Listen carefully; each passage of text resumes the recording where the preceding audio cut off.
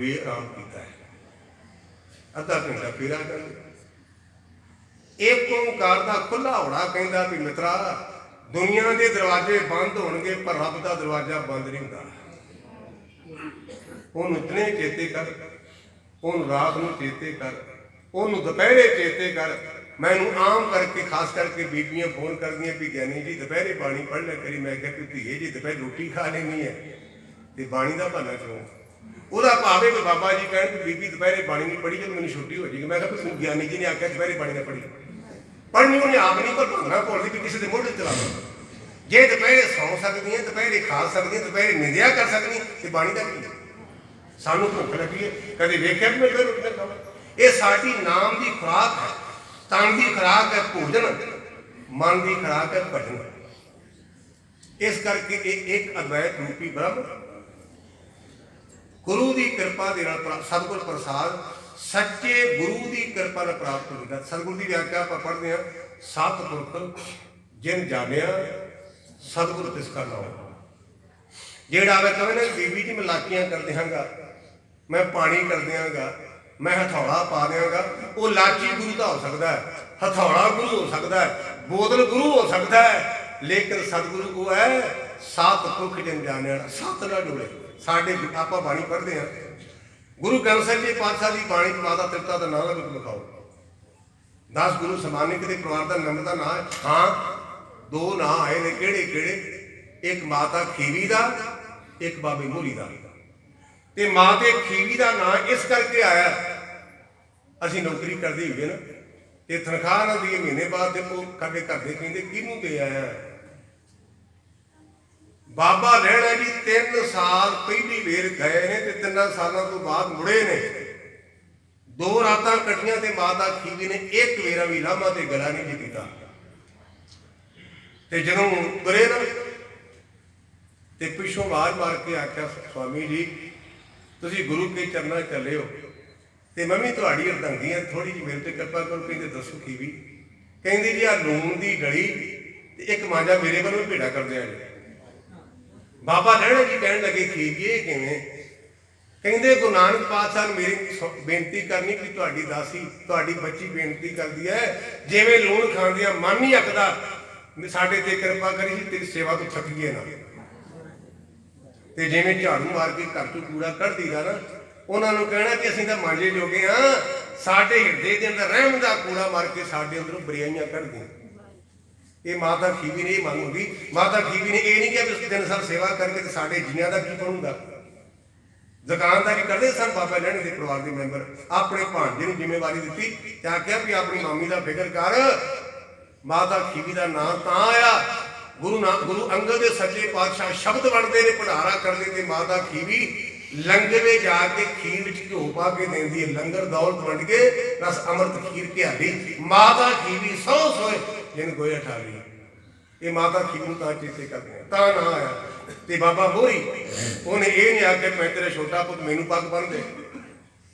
जो गुरु अमरदास पातशाह ने आख्या कि गुरु रामदास को मत्था टेक, उन्हें एकदम गुरु रामदास पातशाह को आख्या पातशाह मैं तेन गुरु करके मंगा भरूया करके नहीं।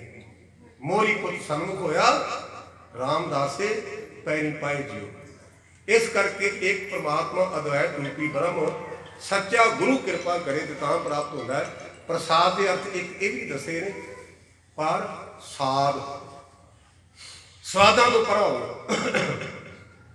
प्रसाद तो भाव वैसे प्रसाद का मुख्य अर्थ है ना वो है कृपा। ये अनवे करके ये भी अर्थ ने स्वादा तो परा हो रसा कसा तो परा हो। आप कहने बाबा जी पकौड़े तो कटे पर थोड़ा जिहा लूण ज्यादा है, स्वाद है चस्का जो मिलया ठीक है। गुरु का लंगर चाली एक अद्वैत रूपी ब्रह्म सच्चा गुरु कृपा करे ते तां गल बनेगी। श्लोक श्लोक का भाव है ये 4 तरह की मूर्ति है स्वरूप समीप सजोजक ते श्लोक। आप जिन्ने भी माई भाई हम बैठे हैं ना इनू कहते श्लोक मुक्ति। आप गुरु के लोग में बैठे इतने आप ना अकाली ना कांग्रेसी ना असी आप पार्टी के असी केवल के केवल गुरु के हाँ। इनू कहते श्लोक ਤੇ ਦੂਜਾ ਛੰਦ ਦੀ ਚਾਲ ਦੇ ਮੁਤਾਬਕ ਇਹ ਸ਼ਲੋਕ ਆਚਾਰਦੇ ਹਨ। ਆਦ ਪੂਰਨ ਮਦ ਪੂਰਨ। ਆਪਾਂ ਲੀਡਰਾਂ ਦੇ ਨਾਮ ਪੜ੍ਹਦੇ ਹਾਂ ਜੀ। ਇਹ ਸਾਬਕਾ ਮੰਤਰੀ, ਇਹ ਸਾਬਕਾ MLA, ਸਾਬਕਾ ਚੇਅਰਮੈਨ। ਗੁਰੂ ਪੰਜਵੇਂ ਪਾਤਸ਼ਾਹ ਕਹਿੰਦੇ ਵਿਜੇ ਰਾਮਾ ਰੱਬ ਸਾਬਕਾ ਨਹੀਂ ਹੁੰਦਾ, ਆਪਾਂ ਸਾਬਕਾ ਹੋਣੇ ਨਾ। ਆਪ ਪੀਰ ਸਿੰਘ ਸਭਾ ਨਾਲ ਮੈਨੂੰ ਬਲਾਸ ਕਰੀਦਾ ਨਾ ਪਿਆਰ ਦੇ ਨਾਲ। ਤੇ ਮੈਂ ਕਿਹਾ ਵੀ ਤੁਹਾਡੀ ਮੇਰੀ ਤਾਂ ਤੁਹਾਨੂੰ ਕੋਈ ਜਾਜੀ। ਕਹਿੰਦੇ ਗਿਆਨੀ ਜੀ ਕਿਵੇਂ? ਮੈਂ ਕਿਹਾ ਤੁਸੀਂ ਸਿੰਘ ਸਾਹਿਬ ਦੋ ਸੱਸੇ ਤੇ ਮੈਂ ਸਾਬਕਾ ਸਿੰਘ ਸਾਹਿਬ, ਮੇਰੇ ਤਿੰਨ ਹੋਏ ਨਾ। ਸਾਬਕਾ ਸਿੰਘ ਸਾਹਿਬ ਤਿੰਨ ਸੱਸੇ ਤੇ ਤੁਹਾਡੇ ਦੋ। ਇਹ ਕਹਿ ਕੇ ਕੇਵਲ ਤੇ ਕੇਵਲ ਮਾਤਰਾ, ਇਹਨਾਂ ਅੱਖਰਾਂ ਨਾਲ ਬਾਤ ਨਹੀਂ ਪੜਨੀ।